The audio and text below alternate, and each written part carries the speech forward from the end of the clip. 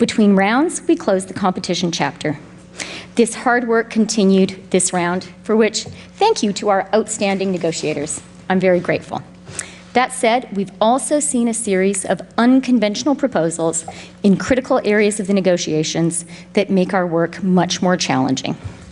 Our purpose here, as we have said from the outset, is to make a good agreement even better, and specifically to make improvements that help create jobs and opportunities for middle-class families in all three of our countries. Yet, in rounds 3 and 4, we have seen proposals that would turn back the clock on 23 years of predictability, openness, and collaboration under NAFTA.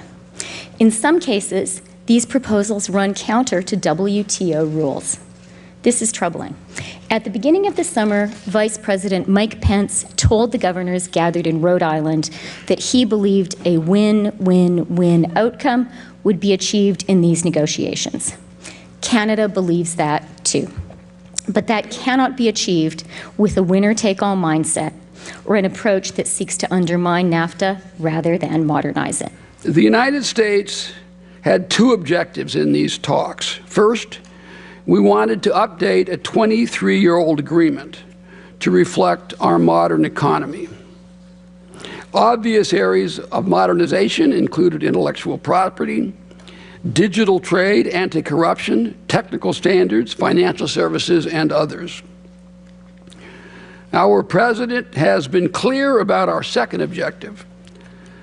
NAFTA has resulted in a huge trade deficit for the United States and has cost us tens of thousands of manufacturing jobs.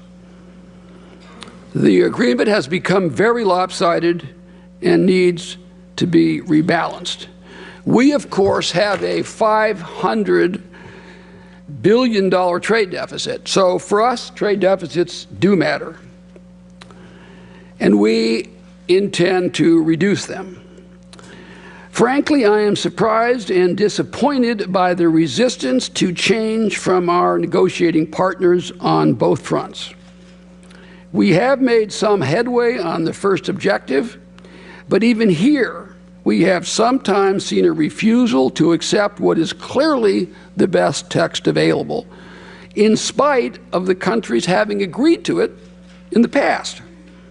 In certain cases, partners who agreed to TPP have actually rejected its text here. I would have thought by now we could have cleared chapters dealing with digital trade, telecommunication, anti-corruption, and several of the sectoral annexes, for example.